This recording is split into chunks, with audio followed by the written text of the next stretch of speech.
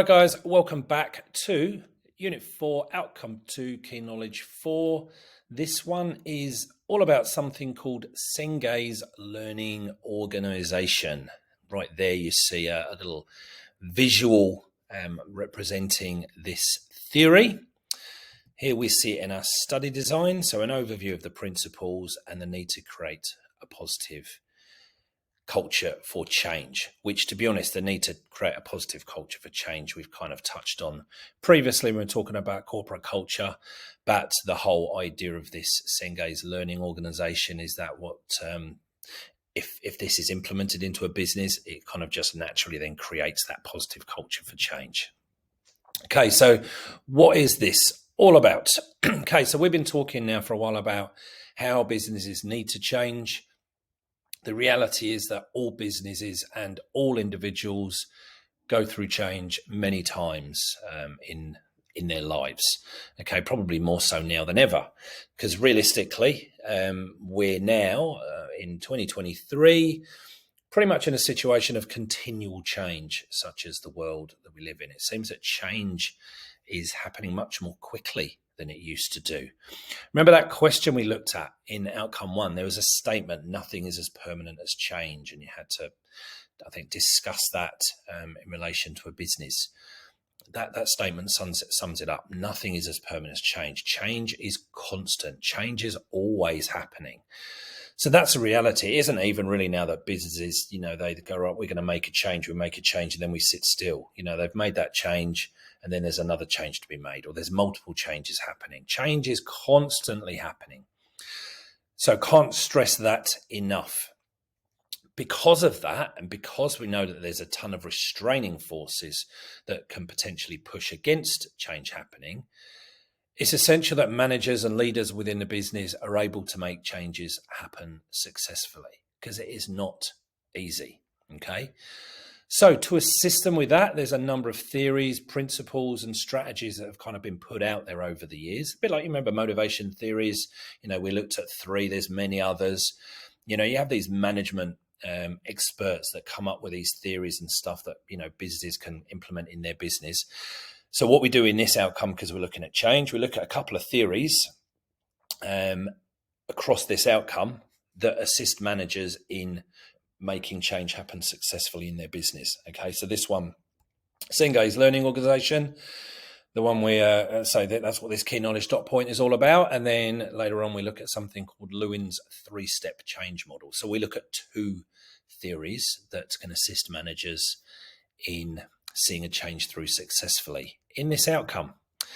Okay, so Senge, look, you're not going to be asked about this. Look, basically, he wrote a book, okay, some years back. He was a business bigwig. He wrote this book, The 5th Discipline, and it was in that book that he developed this concept of the learning organization, Senge's learning organization. So this kind of came out of this book, and it came like a huge business bestseller. And since then, this theory has been put across businesses worldwide. Okay, basically, fundamentally, snapshot of what he said is that businesses, he said organizations need to constantly adapt and improve in order to achieve the overall mission. Okay, so that's just reflecting what I just said before. Constantly adapt and improve. There's no standing still in business. If you stand still, you're going to become irrelevant and you're probably going to disappear. So what he said was that businesses that seek to change and improve are more likely to be successful in the long term by increasing their market share, sales, profits, so on and so forth. Okay, so that makes sense. I don't think that would be a surprise to anyone. Businesses that are seeking to change and improve are more likely to be successful. Yep, no brainer. Businesses that learn and adapt are the ones that will succeed. I mean, if you think about the flip of that, businesses that don't learn anything and don't change, obviously, from what we already know from everything we've done on this course, are probably not going to survive. So again, I like a lot of these theories, I don't think there's any rocket science here. It's kind of obvious. It's just that, he was the first person to put it down on paper, I guess. So What he's saying is a business needs to focus on its expanding their capacity and the expertise of its people and allow them to be part of or to form part of an effective team. The whole business continually learns and is able to constantly adapt itself. It is always learning from its mistakes. Okay, so he wrote this book that really kind of summarizes the core message of what he was saying. And then he backs that up by this theory that we kind of look at now. Okay, so like I say, nothing rocket science here. I think that's fairly obvious. But if you were asked, to explain what Senge was trying to achieve with his theory or something like that, in a nutshell, there you have it. So he basically said there's 5 disciplines that are necessary to generate a learning organization. Okay, so to be successful, businesses want to be a learning organization. So he said there's 5 disciplines that need to be present within the business for that to happen. Okay, and they're the 5 that you see there. And they're the 5 that I'm now going to briefly talk you through. Now, look, this was a huge book. Obviously, we're looking at a real summary of this. So you don't need to know a huge amount of detail. But what you do need to be able to do is just explain each of these kind of like for a couple of marks each, I guess, just to demonstrate that you understand each of these 5 disciplines. Okay, and what I'm going to do is I'll just throw in a bit of an example, and I'm going to use Qantas as the example throughout, just to kind of demonstrate, not that you would need to necessarily know these examples. I guess what I'm going to do is throw the examples in here just to help you understand the discipline is more. So it's to make the connection, because some people struggle with understanding some of these, and actually systems thinking, the first one, is one of the ones that people kind of struggle with. So hopefully the examples are help just to get you to understand what we're talking about with each of these things. So systems thinking. So basically what we're talking about here is a business being able to review what it has done and putting in place a system to evaluate the factors that have led it to a particular point in time. Okay. It requires managers to understand the internal and external factors that are impacting on the business. So what's going on within the business, but also stuff that's going on outside of the business that is impacting on us, and develop an insight based on the patterns that are happening. This next bit kind of is the key to, I think, to helping to understand it. What we're talking about here really is looking at the business as a whole and how all the parts within the business kind of interconnect with one another. Okay, so that's really the key. It's being able to have this overall vision of the business. Remember, big business can be very, very complex with lots of people doing different things, lots of different operations going on, sometimes internationally. So it's this systems thinking is really about being able to kind of step back and look at the overall business and understand how all of the parts kind of relate to one another, having a really good understanding of the business as a whole. Okay, hopefully that makes sense. Also recognizing the changes without the business can directly impact the business itself. Okay, hopefully that makes some sense. We'll talk about this more in class to make sure we all kind of get on the same page. But that's what we're talking about with systems thinking. So look, an example of this. 5 years ago now, as I record this, Qantas flight, 2 cabin crew members were injured when the pilot attempted to override the autopilot during turbulence, but instead they caused the function to completely disengage. Okay. A review by Qantas revealed that engineers had failed to communicate a change of plane controls to pilots. So basically, there'd been a change in how the plane is controlled. The engineers knew this, but somehow, it kind of seems crazy, but somehow they'd failed to communicate that change to the pilot. So when the pilot went to do, what they were used to doing, it actually had the opposite effect. Okay. So this is kind of an example of systems thinking. Okay. Identifying the relationship between the activities of the pilots and the engineering staff. Okay. So that's what this is about. Systems thinking, how one part of the business kind of needs to interconnect or relate to other parts of the business. And here they identified this gap. They were then able to close that gap. Okay. Second one, personal mastery. I think this is a little easier to understand. So this is just where the individuals in a business continually learn themselves. Okay. So if each individual person is constantly learning, that's therefore going to drive the overall learning of the business. Because at the end of the day, learning is about people. The people are learning, the business is learning.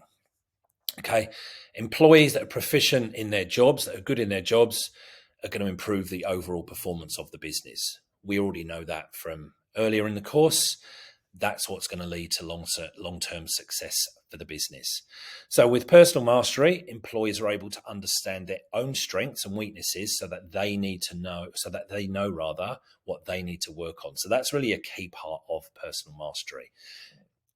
It's the ability of employees to be able to self-reflect and understand, okay, I'm good in this area. I'm not so good in that area. That's the area that I need to develop my own skills and capabilities. So personal mastery, really, that's kind of a key focus of that.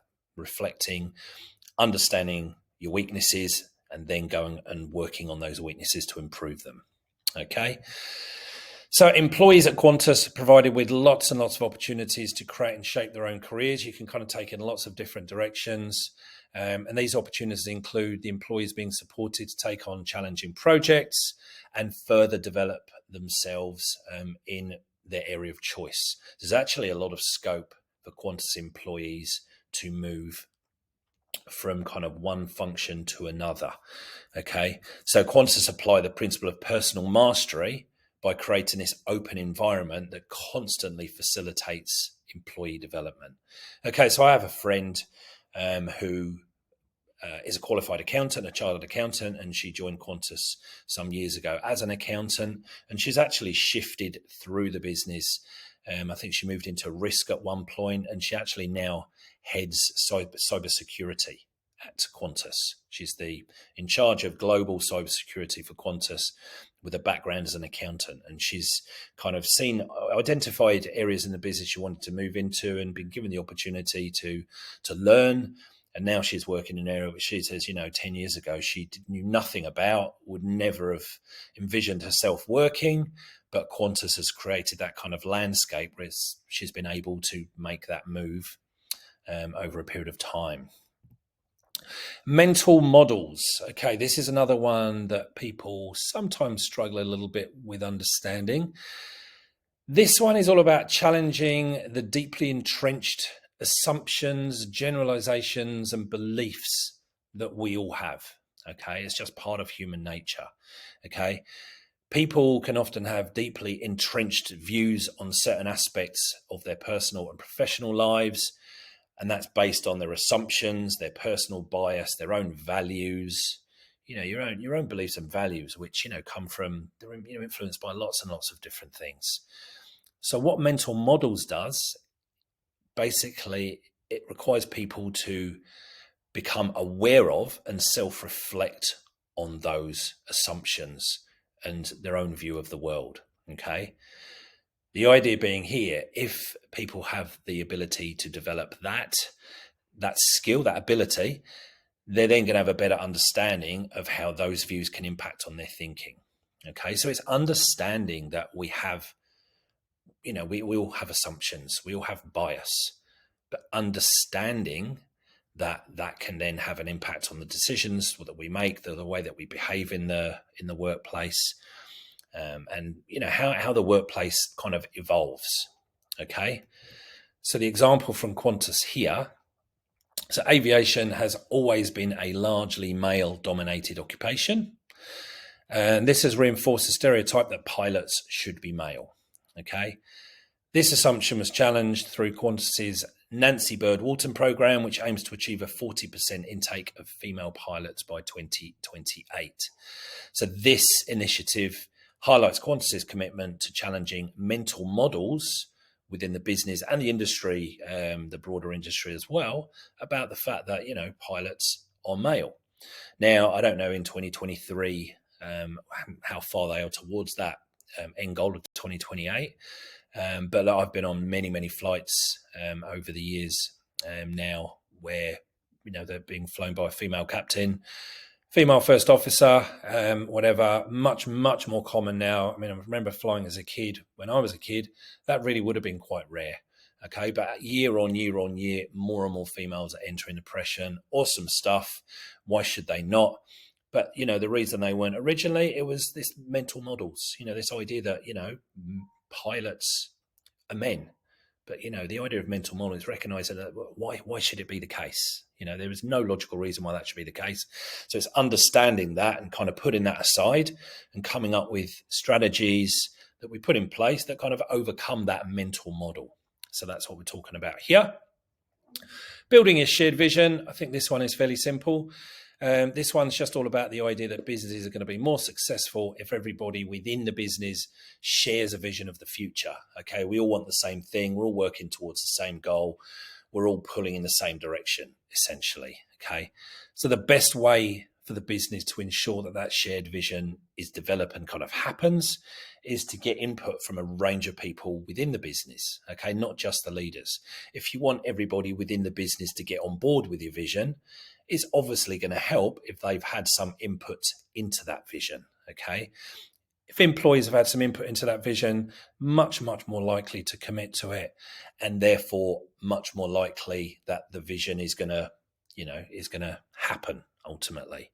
You're going to see out that vision. I mean, this is much like I think Locke and Latham's goal setting theory. Kind of the same idea that if you want people to achieve a goal, if you include that employee in the goal setting process so they set their own goals, they're much more likely to buy into those goals and try to achieve them because they've been part of that process. Rather than the manager just saying, these are your goals, go and achieve them, you've not necessarily bought into that yourself. This works exactly the same way. The idea being that if people have had some input into something, they're more likely to then kind of drive that happening. Okay, so I think that one is fairly simple.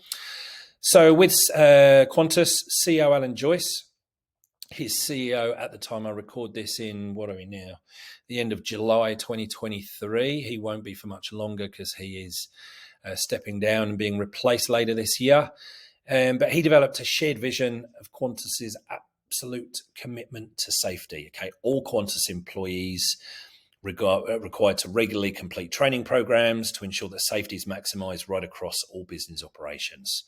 Their involvement in those programs motivate and inspire them to commit to the business-wide objective of safety. Qantas, for many years, I'm not sure if this is still the case, it may well be, statistically were the world's safest airline in terms of, we're not talking about, just crashes, that they had no major crashes, but we're talking about incidents, which could lead to an issue. For many years, had an absolute clean record, and they were the statistically the safest airline on the planet to fly with, and kind of that was something they traded on. And I'm assuming this whole idea of this shared vision of safety has kind of been born out of that, or maybe the other way around. I'm not really sure, but yeah, an absolute focus on safety right across the business, that everybody within the business shares this vision. And the fifth one, team learning. Again, I think this one is pretty straightforward. This is just where all members of the team work together to develop the team's capacity, okay? And this links into personal mastery and building a shared vision as well, okay? So working towards any desired outcome together as a group. The idea being that teams will achieve greater results than individuals all working on their own, which again, I think makes a logical sense, which is why, these days in business, there are work teams set up right across the board. And there's also work teams now, not just necessarily within your own kind of capacity or own role within the business, but there's also lots of multifunctional teams. So you might have a team put together to address a particular issue, which includes maybe an accounting, a marketing person, an engineer, something like that. So there is a big focus on teamwork these days in businesses. The idea that much better to be working in a team because you're going to achieve more than if everybody's off doing their own thing. So one of Qantas's core beliefs is that team learning in an inclusive way always delivers the best outcome. That absolutely reflects what Senge's discipline says. They embody this belief by combining the efforts and the skills of individuals in the workplace to uphold the principle of team learning. Yep. And this belief is further reflected through statements made by the CEO that individuals working together can deliver better outcomes than individuals working alone. So look, a bit wishy-washy maybe, but look, and this is not unusual to Qantas. Pretty much all big businesses really kind of put out there this whole idea of team working and achieving goals through teams. So really Qantas is far from alone in this. But again, just sticking with the theme of Qantas, this is kind of how it plays out in that particular business. Now, one final thing before we finish off, leading the learning organization. So just a little bit here, depending on how a question might be phrased. So the importance of leading and what role, if we're trying to achieve a learning organization, so, one which, is underscored or underpinned by those 5 disciplines, how should this play out in terms of the role of a leader? Okay, so becoming a learning organization, it means that leaders need to be more of a coaching, mentoring type role. Okay, you need to build a business where people are given the opportunity to build their capacity and their capabilities. I mean, that directly links back to several of those disciplines. So really, if you are trying to, instill or make your business become a learning organization, really the leader's role in that is mainly the responsibility to make sure that learning is happening right across the business. So really developing your people becomes an absolute focus. Okay. If you want to become a learning organization, it's all about your people and their capabilities. So the main thing is to allow that to happen. And we touched on that within Qantas there. I see, when they, allow people to move departments, create these opportunities for people to do that. That really is your main responsibility as a leader in this type of business. Now, becoming a learning organization in and of itself can be a really difficult thing to do because it can require an absolute change in thinking for some businesses. Okay, which, having now talked about what we've just talked about, seems kind of strange because everything we've said kind of, it makes sense. It kind of seems obvious. Like, why would you not do those things? But, a lot of businesses don't. So shifting from where they are to becoming a learning organization can be a really, really challenging thing to do. What also makes it difficult to do is that it's a long-term process, okay? Some businesses are going to take longer than others, but this isn't an overnight change that you can just make. The problem with that is that owners or shareholders of the business are often looking for kind of immediate results, okay? So often in business, the focus tends to be kind of more in the short to medium term. So trying to get those stakeholders to invest in this long-term view of a business can really be a challenge, okay? Because, this is not something that's going to happen overnight. The idea is this is a long-term investment, whereas your shareholders, they want a return on their investment today, tomorrow, next week, next month. And sometimes there is a pretty substantial cost for making these changes to move to become a learning organization. That can be difficult for those stakeholders, those shareholders, owners to kind of get past. It's one of the reasons why this can be difficult for business managers, leaders within a business to actually make this transition. And that is it. So like I say, we will definitely talk about that one some more in class to make sure you really understand what sits behind each of those 5 disciplines. Like I say, I think 3 of them are fairly straightforward. A couple of them might require a bit more discussion. But look, in terms of your notes and stuff for today, that is it. That's all you need to know for Key Knowledge 4. I will see you in the next video. Cheers for now.